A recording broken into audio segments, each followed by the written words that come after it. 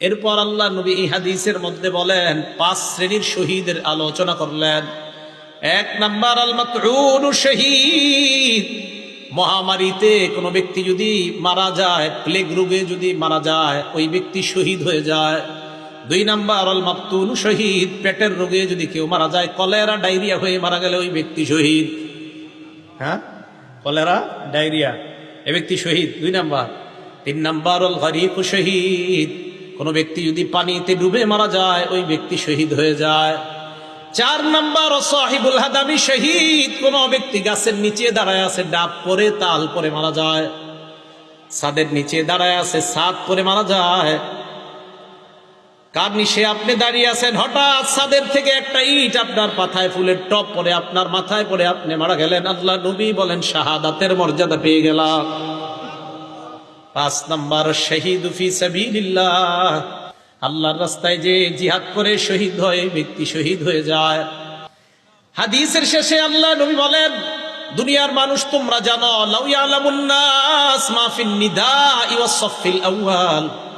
মানুষ যদি জানতো প্রথম কাতারে নামাজ পড়ার কি উপকারিতা, আর আজান দেওয়ার মধ্যে নামাজ আর আজান দেওয়ার মধ্যে কি উপকার, মানুষ যদি জানতো প্রথম কাতারে নামাজের কি ফায়দা, আজানের কি ফায়দা, সুম্মা লাম ইয়াজিদু ইল্লা আইয়াস্তাহিমু আলাইহি লাস্তাহামু আলাইহি। মানুষ যদি প্রথম কাতারের ফজিলত জানতো, লটারি করে হলেও মানুষ যুদ্ধ করে হলেও প্রথম কাতারে নামাজ পড়ার চেষ্টা করত।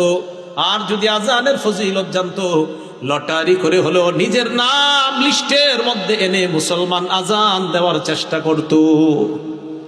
তাহলে আপনারা যদি জানতেন ফজিলত, নবীজি বলেন মানুষ বুঝতেছে না কেন যে প্রথম কাতারের ফজিলত, আজানের কি পরিমাণ ফজিলত, এগুলা মানুষ খুব মুয়াজ্জিনের অপেক্ষায় থাকে। আমাদের সকলকে আল্লাহ সহি শুদ্ধভাবে আজান শিখে এই আজানের আমল যেন আমরা করে আল্লাহর কাছ থেকে এই ফজিলত অর্জন করতে পারি, আল্লাহ তৌফিক দান করেন। সবাই আজান দেওয়ার নিয়ত হয়েছে তো ইনশাআল্লাহ? এগুলো 2 নাম্বার। 3 নাম্বার, আজান যে ব্যক্তি দেয় কিয়ামতের ময়দানে তার গলা সবচেয়ে লম্বা হবে। মানে কি জিরাফের মতো? হ্যাঁ, মন দিয়ে শোনেন। মুসলিম শরীফের 387 নাম্বার হাদিস, 387। আমাদের মাদ্রাসা সিলেবাস অনুযায়ী 387। মোট হাদিস সংখ্যা হবে 3033টা। এই হাদিসের বর্ণনাকারী তলহা ইবনে ইয়াহইয়া।